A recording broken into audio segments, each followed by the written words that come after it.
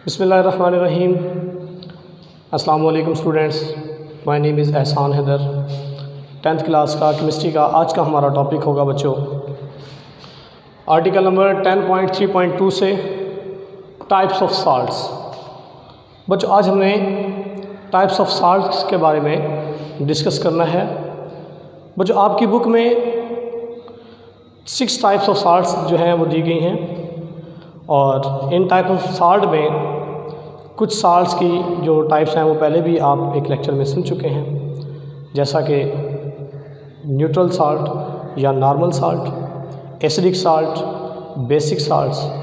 ये अब मैंने आपको पहले भी थोड़ा सा इनके बारे में समझाया था और आज हम इनके रिएक्शन करके मैकेनिज़्म के साथ समझेंगे। फिर बच्चों एक यानी कि जो फोर्थ है वो है जी double salt, mixed salt and complex salt. ये बच्चों 6 टाइप्स हैं और इन 6 टाइप्स को आपने बहुत अच्छे तरीके से याद करना होगा। फर्स्ट ऑफ ऑल हम जो डिस्कस करना चाह रहे हैं टाइप्स ऑफ साल्ट में, तो वो है बच्चों हमारी न्यूट्रल साल्ट या फिर नॉर्मल साल्ट। नॉर्मल साल्ट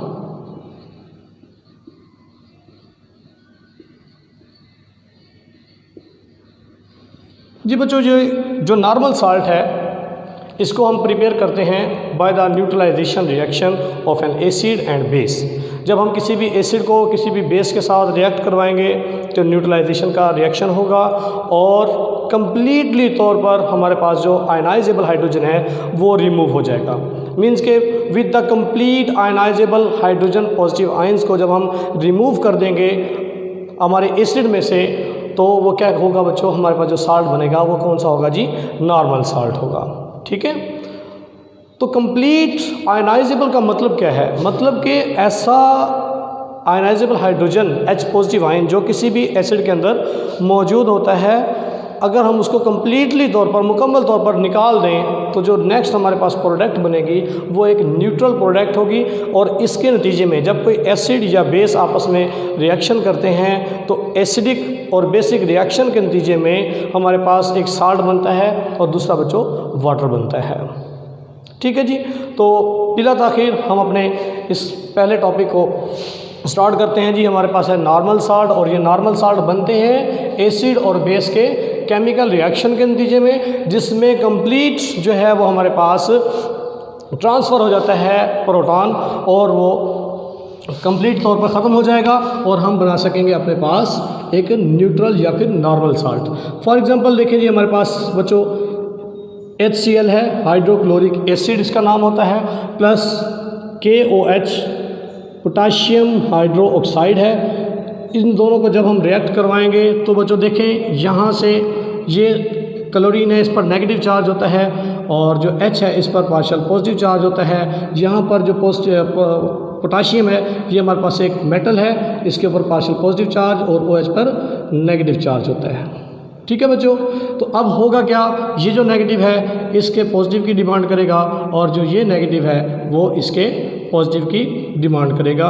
तो क्या होगा जी, नेक्स्ट हमारे पास देखें क्या बनेगा बच्चों, KCl पोटाशियम क्लोराइड हमारे पास एक साल्ट बन रहा है और H और OH मिलकर क्या बनाएंगे बच्चों, वाटर बना लेंगे जी, H2। ठीक है जी, ये इस तरह के जो साल्ट्स होते हैं जिसमें हमारे पास एक HCl है और इसके अंदर एक H था और इसने रिएक्ट किया OH के साथ तो वाटर बना लिया। और इसी तरीके से जो हमारे पास मेटल है इसके अंदर प्लस पॉजिटिव चार्ज है, इसके ऊपर नेगेटिव चार्ज है, तो ये नेगेटिव पॉजिटिव मिलकर इन दोनों ने बच्चों क्या बनाया, हमारे पास एक नॉर्मल साल्ट बना दिया, जिसको हम न्यूट्रलाइजेशन रिएक्शन में डिस्कस करते हैं। ठीक है बच्चों, इसी तरीके से हमारे पास सल्फ्यूरिक एसिड के साथ भी रिएक्शन है जी। इसका सल्फ्यूरिक एसिड के साथ जब हम रिएक्शन करते हैं तो क्या होता है जी, फॉर एग्जांपल हमारे पास है जी H2SO4 sulphuric acid plus zinc oxide, जिसका फार्मूला ZnO होता है। जब हम इन दोनों को रिएक्ट करवाएंगे तो क्या होगा बच्चों, देखेंगे जो जिंक है ये SO4 के साथ अटैच हो जाएगा, जिंक सल्फेट बन जाएगी ZnSO4 जिसका फार्मूला होता है, प्लस जो हमारे पास ये H2 है इस ऑक्सीजन को लेकर क्या बना लेंगे जी, वाटर बना लेंगे। ठीक है बच्चों, तो ये H2O इस तरीके से हमारे पास बन जाएगा। अब थोड़ा सा मैं इसका आपको मैकेनिज़्म भी समझा देता हूँ कि ये जो है हमारे पास कैसे बना। तो देखिए बच्चों, हम सबसे पहले H2SO4 का स्ट्रक्चर जो है वो डिस्कस करते हैं।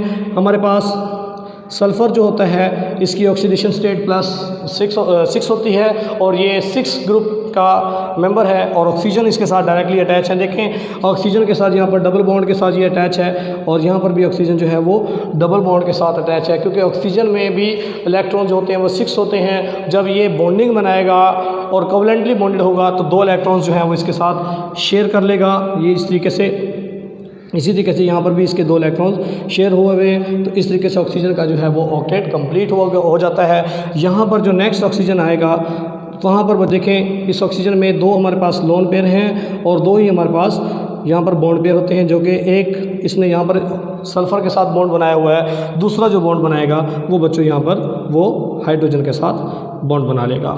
ठीक है जी। इसी तरीके से एक हमारे पास रह जाएगा ऑक्सीजन। ये ऑक्सीजन के 2 लोन पेयर हैं, ठीक है, और ये एक हमारे पास बॉन्ड पेयर है जिसने सल्फ़र को फुली सेटिस्फाइड किया, इसके ऑक्टेट को कंप्लीट कर दिया है। और यहाँ पर हम नेक्स्ट जो है वो हमारे पास हाइड्रोजन को अटैच कर देंगे इसके साथ, और इसका एक जो बॉन्ड पेयर है वो इस हाइड्रोजन के इलेक्ट्रॉन के साथ जुड़ा हुआ है। तो यहाँ पर भी ये कोवलेंटली बॉन्डेड जुड़े हुए हैं। तो ये बच्चों जो स्ट्रक्चर है किसका है जी, H2SO4 का स्ट्रक्चर अभी आपके सामने हमने बनाया। अब हम देखते हैं जी हमारे पास जिंक जो है, जिंक का स्ट्रक्चर कैसे ड्रा करेंगे। जिंक जो होता है बच्चों ये ट्रांजिशन एलिमेंट में से लिया गया एक मेटल है, हैवी मेटल भी इसको कहते हैं। इसकी जो ऑक्सीडेशन स्टेट होती है बच्चों +2 होती है और हम जानते हैं कि जो जिंक है इसकी ऑक्सीडेशन स्टेट +2 है, मतलब कि ये 2 इलेक्ट्रॉन्स को डोनेट कर सकता है। ठीक है जी। तो अब यहाँ पर हमारे पास ऑक्सीजन है और ऑक्सीजन की इलेक्ट्रोनेगेटिविटी भी -2 होती है। इसी वजह से ये जब दोनों ऑक्सीजन इसके यानी कि 2 इलेक्ट्रॉन्स के साथ 2 इलेक्ट्रॉन इससे ले लेंगे और इस तरीके से यहाँ पर ये पॉजिटिव चार्ज जो है वो ख़त्म हो जाएगा। तो जिंक ऑक्साइड का स्ट्रक्चर बच्चों इस तरीके से बना हुआ होगा। ठीक है जी। यहाँ पर इसके ये लोन पेयर मौजूद हैं, तो इस तरीके से यहाँ पर ये डायरेक्टली अटैच हुआ है। अब बच्चों होगा क्या, यहाँ से ऑक्सीजन के जो लोन पेयर हैं वो इस बॉन्ड के ऊपर अटैक करेंगे और जो हाइड्रोजन का जो इलेक्ट्रॉन है उसको अपनी तरफ पुल कर लेंगे, क्योंकि ऑक्सीजन की इलेक्ट्रोनेगेटिविटी जो होती है वो हाइड्रोजन से ज़्यादा होती है और इसी वजह से वो हाइड्रोजन के इलेक्ट्रॉन्स को भी अपनी तरफ खींच लेंगे। एज ए रिज़ल्ट हाइड्रोजन जो होगा वो प्रोटॉन बनकर H+ की शक्ल में यहाँ से रिमूव हो जाएगा। ठीक है बच्चों। जब यहाँ से वो रिमूव होगा तो ये इलेक्ट्रॉन जो है इसी ऑक्सीजन की तरफ, लोन पेयर की तरफ आएंगे। जब लोन पेयर ने ऑक्सीजन को हाइड्रोजन के इलेक्ट्रॉन्स को अपनी तरफ पुल किया है, खींच लिया है, तो अब एज ए होल ऑक्सीजन पर कौन सा चार्ज आ जाएगा जी, नेगेटिव चार्ज आ जाएगा। और इसी तरीके से सेम जो स्ट्रेटजी है वो ऑक्सीजन जो है वो इस हाइड्रोजन के साथ करेगा, इसके भी एक इलेक्ट्रॉन को अपनी तरफ खींच लेगा। तो क्या होगा बच्चों, देखें यहाँ से ये हाइड्रोजन H+ की शक्ल में रिमूव हो जाएगा और जिसके नतीजे में ये जो हमारे पास इलेक्ट्रॉन था हाइड्रोजन का वो किसके पास आ जाएगा जी, ऑक्सीजन के पास आ जाएगा। और ऑक्सीजन के ऊपर कौन सा चार्ज आ जाएगा बच्चों, नेगेटिव चार्ज आ जाएगा। ठीक है जी। अब ये हमारे पास दोनों प्रोटॉन बनकर यहाँ से निकल चुके हैं। अब इसी तरीके से नेक्स्ट हम देखते हैं कि यहाँ पर कौन सा अमल हो रहा है। यहाँ पर भी देखें ये लोन पेयर हैं, ये अटैक करेंगे इसके ऊपर, इस तरीके से ये अटैक करेंगे और यहाँ से जिंक का एक इलेक्ट्रॉन अपनी तरफ पुल कर लेंगे, खींच लेंगे और यहाँ पर जो लोन पेयर ऑक्सीजन के दूसरा मौजूद है वो भी अटैक करेगा इसके इलेक्ट्रॉन्स के ऊपर और ये भी इलेक्ट्रॉन अपनी तरफ पुल कर लेगा। एज ए होल ये जो Zn है ये हमारे पास दोनों अपने इलेक्ट्रॉन्स देने के बाद H+2 की शक्ल में यहाँ से रिलीज़ हो जाएगा और इसके ऊपर जो हमारे पास ऑक्सीजन बनेगी, ऑक्सीजन में बच्चों क्या होगा, ऑक्सीजन जो है वो 2 इलेक्ट्रॉन्स गेन करने के बाद नेगेटिव चार्ज बना लेगी। ये ऑक्सीजन है, ये नेगेटिव चार्ज आ जाएगा इसके ऊपर। ठीक है बच्चों। तो यहाँ पर इसके लोन पेयर हैं, तो क्या होगा जी, ये दोनों प्रोटॉन जो हैं ये अपने अपने एक एक इलेक्ट्रॉन लेने के लिए ऑक्सीजन के पास चले जाएंगे। तो यहाँ पर ये हमारे पास H और ये भी H बन जाएगा। ठीक है जी। तो ये हमारे पास पहला प्रोडक्ट बना कौन सा जी, वाटर बन गया। अब जो Zn था क्योंकि वह यहाँ से निकला था तो Zn जो है वो अपने दोनों इलेक्ट्रॉन्स निकलवाने के बाद यहाँ से इलेक्ट्रॉन्स लेने की डिमांड करेगा। यहाँ पर जो नेगेटिव चार्ज है वो इसके साथ बॉन्डिंग बना लेगा तो +1 हो जाएगी। जब ये इसके साथ बॉन्डिंग बना लेगी तो +1 जो है वो भी ख़त्म हो जाएगा। तो यहाँ पर हम देखेंगे कि Zn के ऊपर जो चार्ज है वो बिल्कुल ख़त्म हो गया और जो ऑक्सीजन के ऊपर जो नेगेटिव चार्ज था वो भी बिल्कुल ख़त्म हो गया। तो इसका जो स्ट्रक्चर है वो कुछ इस तरीके से बन जाएगा और जो वाटर का स्ट्रक्चर है वो कुछ इस तरीके से आपके सामने बन जाएगा। और इसमें आपने देखा कंप्लीट दोनों जो H2 थे वो क्या हो गए बच्चों, यहाँ से रिमूव हो गए। तो नॉर्मल साल्ट ऐसे साल्ट होते हैं जिनके अंदर कंप्लीट रिमूव हो जाते हैं हमारे पास hydrogen ions, H positive ion बनकर यहाँ से कंप्लीट तौर पर क्या हो जाएंगे बच्चों, वो रिमूव हो जाएंगे। तो इस तरह के जो साल्ट्स होते हैं वो क्या कहलाते हैं जी, नॉर्मल साल्ट्स कहलाते हैं। तो नेक्स्ट है जी हमारे पास एसिडिक साल्ट और बेसिक साल्ट। वो हम कैसे बनाते हैं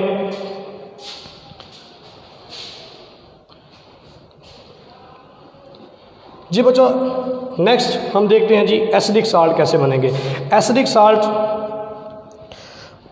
दो salt which are form by the incomplete या फिर partially neutralisation of an acid and base, जो कि पार्शली न्यूट्रलाइज करेंगे जिसके अंदर स्मॉल क्वांटिटी में 1 और 2 जो हाइड्रोजन है वो मौजूद रहेंगे और वो कंप्लीट तौर पर आयनाइजेबल नहीं हो सकेंगे। और हाइड्रोजन जो है जिसकी प्रेजेंस ये जाहिर करेगी कि ये जो कंपाउंड है, ये जो साल्ट है, ये क्या है हमारे पास एसिडिक साल्ट है। तो एसिडिक साल्ट में इनकम्प्लीट न्यूट्रलाइजेशन होती है, पार्शली पॉजिटिव चार्ज जो है हाइड्रोजन का वो इसमें फिर भी मौजूद रह जाता है और जिसकी वजह से हमारे पास जो एसिडिक कंपाउंड आएगा वो हमारे पास एसिडिक साल्ट की शक्ल में आएगा जी।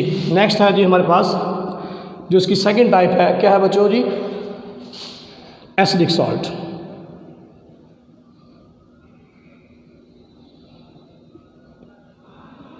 एसिडिक सॉल्ट को प्रिपेयर करने के लिए हमने क्या करना होता है जी, किसी भी एसिड को रिएक्ट करवाना होता है किसी भी बेस के साथ, जैसा कि पहले आप रिएक्शन में पढ़ चुके हैं। अभी मैं डायरेक्ट आपके सामने समझाता हूँ कि H2SO4 हमारे पास एक एसिड है जिसका नाम सल्फ्यूरिक एसिड होता है। इसको हम रिएक्ट करवा रहे होते हैं जी KOH के साथ, जिसे हम पोटाशियम हाइड्रोक्साइड बोलते हैं। ये पोटाशियम हाइड्रोक्साइड के साथ जब H2SO4 रिएक्ट करेगा तो क्या बनेगा जी, हमारे पास ये SO4K के साथ जो है ना साल्ट बना के निकलेगा, लेकिन इसके साथ एक हाइड्रोजन जो है वो यहाँ से रिमूव होगा जो कि OH बनाएगा, ठीक है, H2O बना देगा।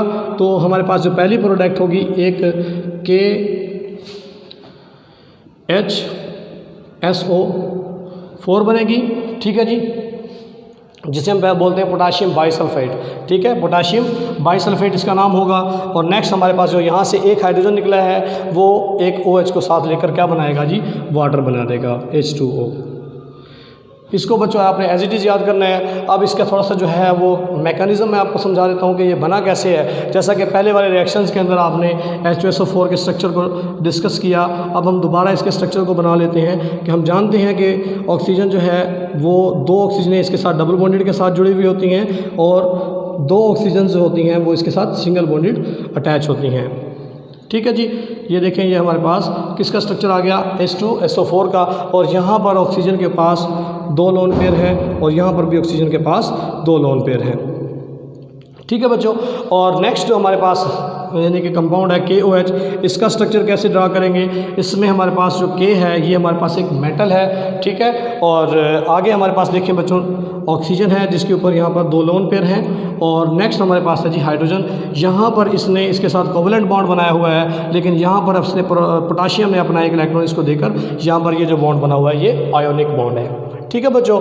अब होगा क्या, नेक्स्ट हम देखते हैं। अभी जैसा कि पहले आप पढ़ चुके हैं कि जो इलेक्ट्रोनेगेटिविटी है ऑक्सीजन की वो ज़्यादा होती है और ऑक्सीजन जो है अपने लोन पेयर की मदद से यहाँ से हाइड्रोजन के जो इलेक्ट्रॉन हैं उनको अपनी तरफ खींच लेगा, पुल कर लेगा, बॉन्ड ब्रेक हो जाएगा, यहाँ से इस तरीके से बॉन्ड टूट जाएगा और इलेक्ट्रॉन जो है वो हाइड्रोजन वाला भी अपनी तरफ खींच लेगा और हाइड्रोजन जो है वो यहाँ से H पॉजिटिव प्रोटॉन की शक्ल में यहाँ से रिमूव हो जाएगा, ठीक है बच्चों।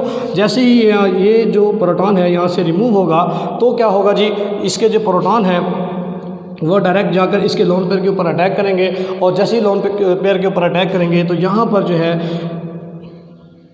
H पॉजिटिव जाकर जुड़ जाएगा उसके साथ, ये देखें। लेकिन यहाँ पर कौन सा चार्ज आ जाएगा, ऑक्सीजन के ऊपर पॉजिटिव चार्ज आ जाएगा।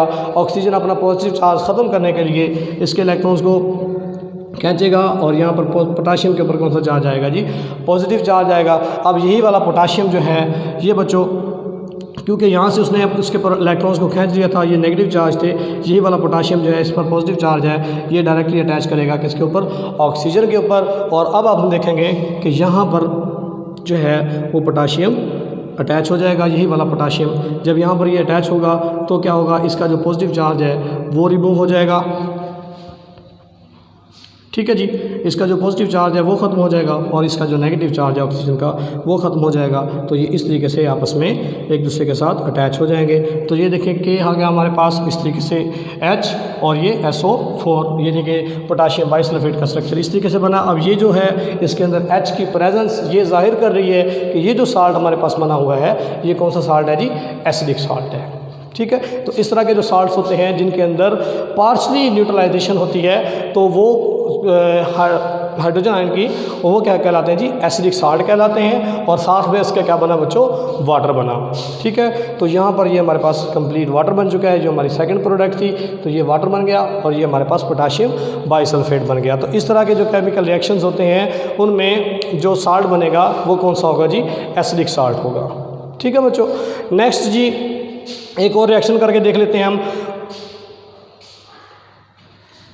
इसी का, वो हमारे पास है जी फास्फोरिक एसिड को हमने रिएक्ट करवाया हुआ है किसके साथ जी, सोडियम हाइड्रोक्साइड के साथ। देखें फास्फोरिक एसिड जो है इसका फार्मूला होता है H3PO4।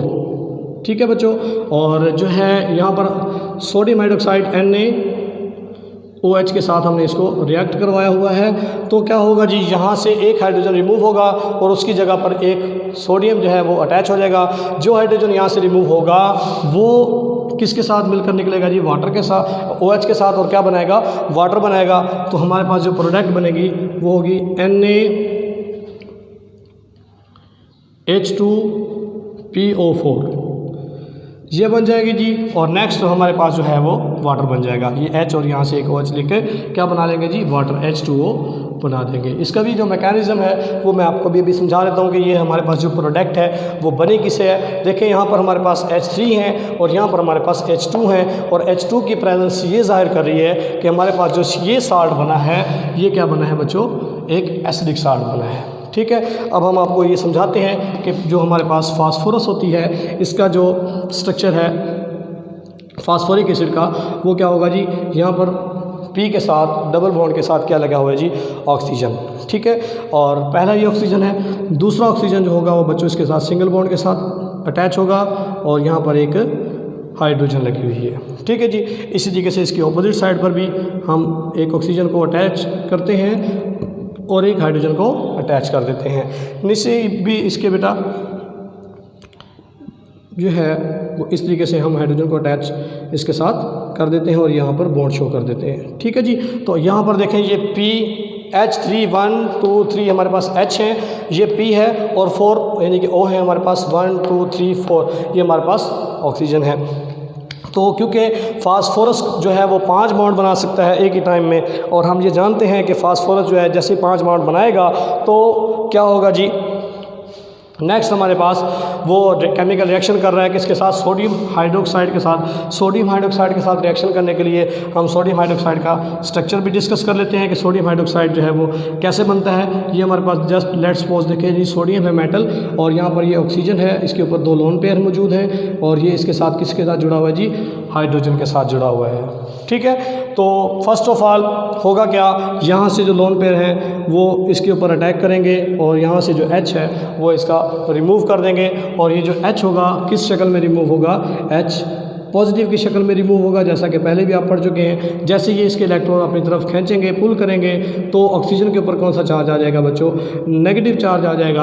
और इसी तरीके से यहाँ पर मौजूद जो लोन पेयर हैं वो जब इस सोडियम के ऊपर अटैक करेंगे तो सोडियम के जो इलेक्ट्रॉन्स हैं वो सोडियम का एक इलेक्ट्रॉन वो अपनी तरफ पुल कर लेगा, और जो है लोन पेयर के ऊपर कौन सा चार्ज आ जाएगा जी, नेगेटिव, और जो सोडियम है वो किस शक्ल में निकलेगा जी, पॉजिटिव की शक्ल में यहाँ से बनकर निकल जाएगा। अब हमारे पास सोडियम पॉजिटिव बन के निकल गया, और यहाँ पर जब क्योंकि इसने लोन पेन अटैक किया था तो यहाँ पर भी कौन सा चार्ज आ गया, नेगेटिव चार्ज आ गया।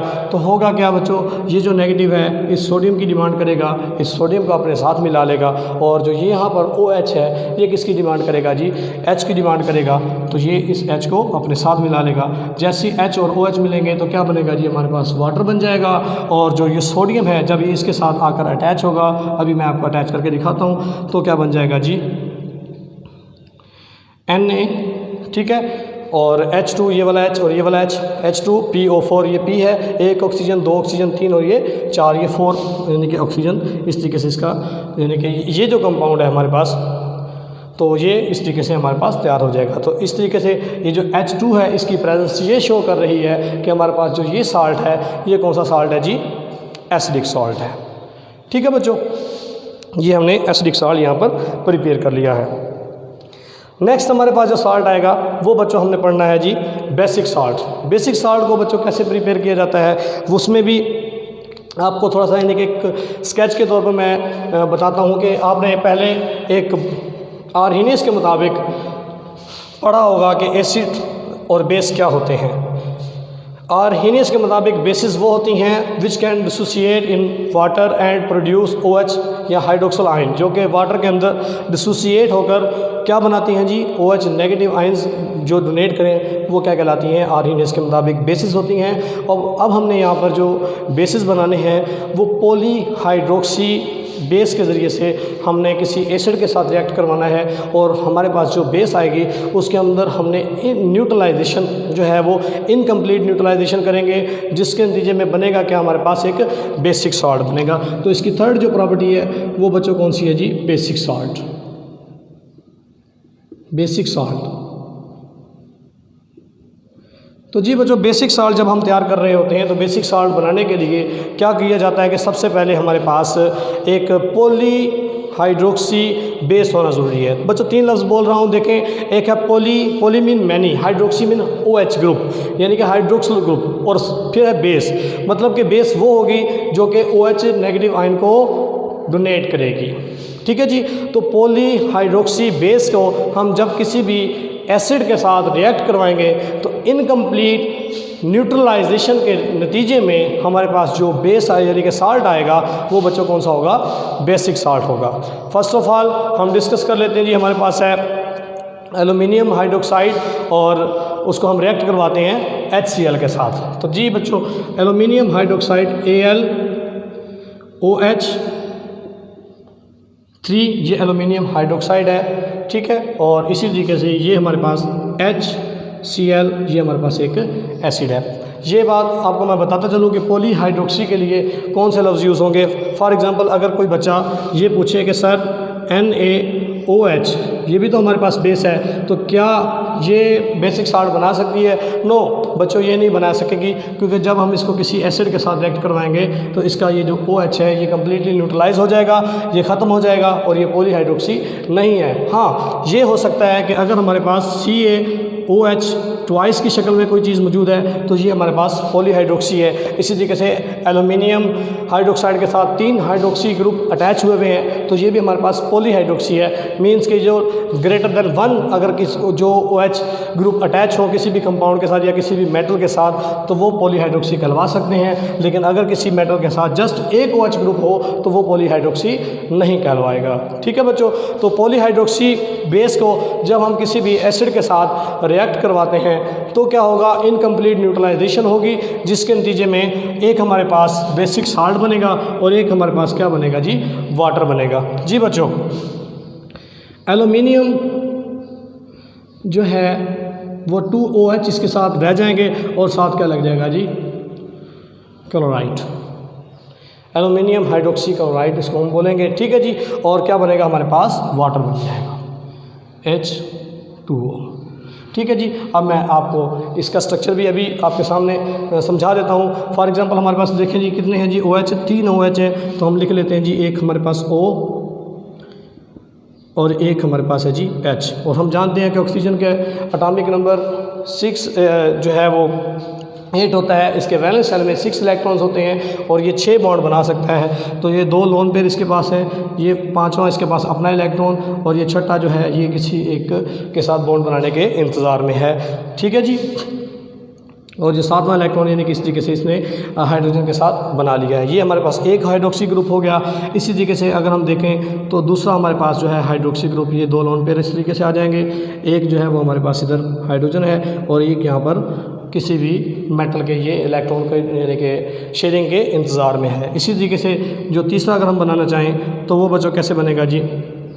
एक हमारे पास ऑक्सीजन मौजूद है जिसके ऊपर लोन पेयर 2 मौजूद है और एक हाइड्रोजन है। तो इस तरीके से ये हमारे पास OH थ्राइस बन चुका है। अगर हम इसके सेंटर में एल्यूमिनियम लगाएं, क्योंकि एल्यूमिनियम की जो वैलेंसी है वो +3 होती है, तो एक इलेक्ट्रॉन इसका और एक इलेक्ट्रॉन एल्यूमिनियम का इस तरीके से बॉन्ड बना लेंगे। एक इलेक्ट्रॉन इसका और एक इलेक्ट्रॉन एल्यूमिनियम का ये इस तरीके से बॉन्ड बना लेंगे। एक इलेक्ट्रॉन ऑक्सीजन का, दूसरा इलेक्ट्रॉन एल्यूमिनियम का, तो ये 3 बॉन्ड इस तरीके से आपस में बना लेंगे। तो ये स्ट्रक्चर किसका होगा जी, एल्यूमिनियम हाइड्रोक्साइड का। ठीक है जी, ये हमारे पास बन चुके हैं। नेक्स्ट हमारे पास है जी जो रिएक्टेंट, वो है जी HCl, जिसमें हाइड्रोजन और क्लोरीन के दरमियान एक कोवलेंट बॉन्ड बना हुआ है बाय द म्यूचुअल शेयरिंग। जो हाइड्रोजन है उसने अपना डुप्लीट रूल कंप्लीट करने के लिए एक इलेक्ट्रॉन इसके साथ शेयर किया हुआ है, और क्लोरीन जो है उसने अपना ऑक्टेट रूल कंप्लीट करने के लिए इसके साथ एक इलेक्ट्रॉन शेयर किया हुआ है। तो क्या होगा जी, जैसा कि पहले हम पढ़ चुके हैं, हमारे पास जो है क्लोरीन जो होती है वो मोर इलेक्ट्रोनेगेटिव होती है देन दैट ऑफ हाइड्रोजन। तो बच्चों देखें यहाँ से क्लोरीन जो है वो इसके हाइड्रोजन के इलेक्ट्रॉन्स को अपनी तरफ पुल करेगी, तो क्योंकि जब वो एक इलेक्ट्रॉन गेन कर लेगी तो कौन सा चार्ज आएगा जी, नेगेटिव। और हाइड्रोजन का जो अपना इलेक्ट्रॉन जो था वो भी लॉस हो गया, तो हाइड्रोजन के ऊपर कौन सा चार्ज आएगा बच्चों, पॉजिटिव। ठीक है, ये H पॉजिटिव की शक्ल में यहाँ से रिमूव हो जाएगा, और जो क्लोरीन है वो नेगेटिव की शक्ल में यहाँ पर आपके सामने आ जाएगी, क्योंकि उसने एक प्रोटॉन, जो एक इलेक्ट्रॉन था वो हाइड्रोजन वाला ले लिया। अब हमारे पास जो ये एक H प्रोटॉन जो बन चुका है H पॉजिटिव, ये अटैक करेगा किसके ऊपर, इसके लोन पेयर के ऊपर, ऑक्सीजन के लोन पेयर के ऊपर। जैसे ये यहाँ पर अटैक करेगा तो यहाँ पर आकर बच्चों ये इसके साथ अटैच हो जाएगा। जैसे ये यहाँ पर अटैच होगा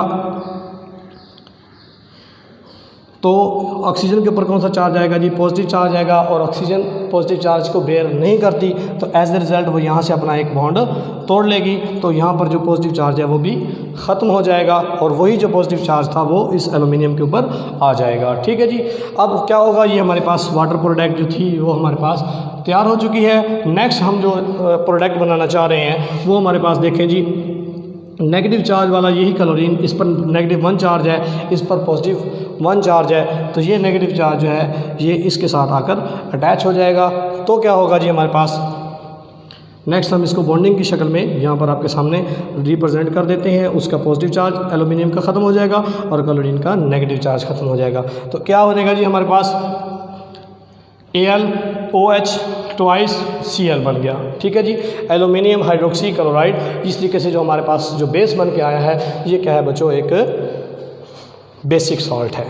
बेसिक सॉल्ट कैसे तैयार होते हैं, जिनमें पॉलीहाइड्रोक्सी कंपाउंड्स ऑफ बेस को जब हम किसी भी एसिड के साथ रिएक्ट करवाएं तो इनकम्प्लीट न्यूट्रलाइजेशन के नतीजे में जो चीज़ हमारे पास बनेगी वो क्या होगी जी, बेसिक सॉल्ट होगा।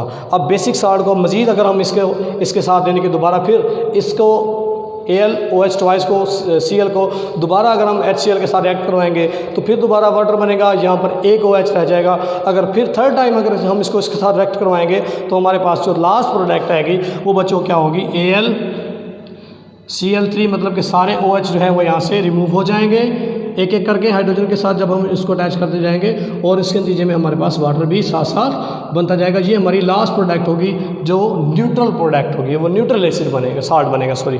ठीक है जी। तो इस तरीके से जो हमारे कंपाउंड्स होते हैं वो हमने तैयार करने होते हैं हमारे पॉलीहाइड्रोक्सी एसिड और पॉलीहाइड्रोक्सी बेसिस के साथ। पॉलीहाइड्रोक्सी एसिड जो होंगे उनको, सॉरी पॉलीहाइड्रोक्सी जो बेसिस होंगे वो क्या कहलाएंगे जी, बेसिक साल्ट कहलाएंगे। और अगर किसी भी कंपाउंड के अंदर कोई H प्रोटॉन मौजूद है तो वो क्या होगा जी, एसिडिक साल्ट कहलाएगा। और न्यूट्रल साल्ट हमेशा वो होगा जिसमें कंप्लीट H पॉजिटिव जो आयन जो है वो रिप्लेस हो जाएगा। नेक्स्ट जो इसकी टाइप्स हैं बच्चों, डबल साल्ट, कम्प्लेक्स साल्ट और जो है मिक्स साल्ट, वो इंशाल्लाह अब हम देखेंगे कंप्यूटर की स्लाइड पर। तो जी बच्चों, आज यानी कि जो हमारा रिमेनिंग पार्ट था टाइप्स ऑफ साल्ट का, तो उसमें हमने यानी कि एंड किया था बोर्ड पर बेसिक साल्ट, और कुछ साल्ट्स जो थे वो मैंने आपको बनाकर दिखाए थे बोर्ड पर फुल मैकेनिज्म के साथ।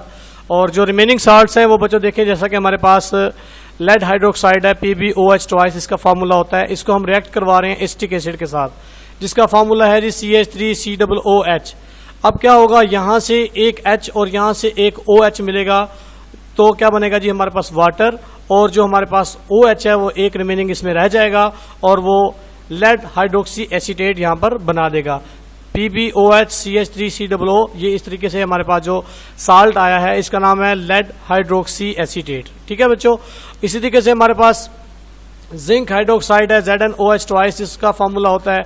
इसको हमने नाइट्रिक एसिड के साथ रिएक्ट करवाया है, तो यहाँ से जो नाइट्रिक एसिड का H है वो यहाँ से एक OH को अपने साथ मिलाकर क्या बनाएगा, वाटर बना लेगा, और जो रिमेनिंग OH बच जाएगा वो जिंक हाइड्रोक्सी नाइट्रेट हमारे पास बन जाएगा, जो भी हमारे पास वो भी हमारे पास क्या है जी, बेसिक साल्ट है।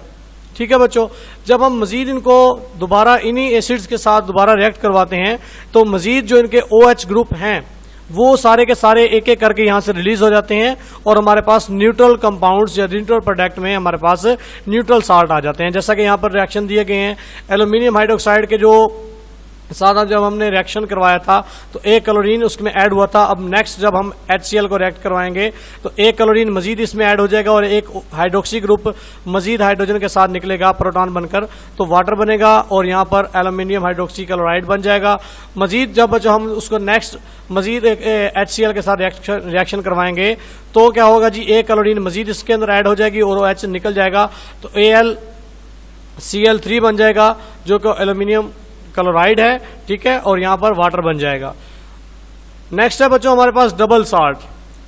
डबल साल्ट जो होते हैं एक्चुअली हम इनको प्रिपेयर करते हैं, 2 नॉर्मल साल्ट लेते हैं, हमारे पास कोई भी नॉर्मल न्यूट्रल साल्ट होते हैं जो कि वाटर के अंदर सॉल्युबल होते हैं। ठीक है जी, उनको हमने लेना है और इनको हमने क्या करना है, इनका एक सैचुरेटेड सोल्यूशन इक्विमोलर तैयार करना है। फर्ज करें हमारे पास NaCl है, वो एक हमारे पास एक साल्ट है, उसके हमने 5 मोल ले लिए।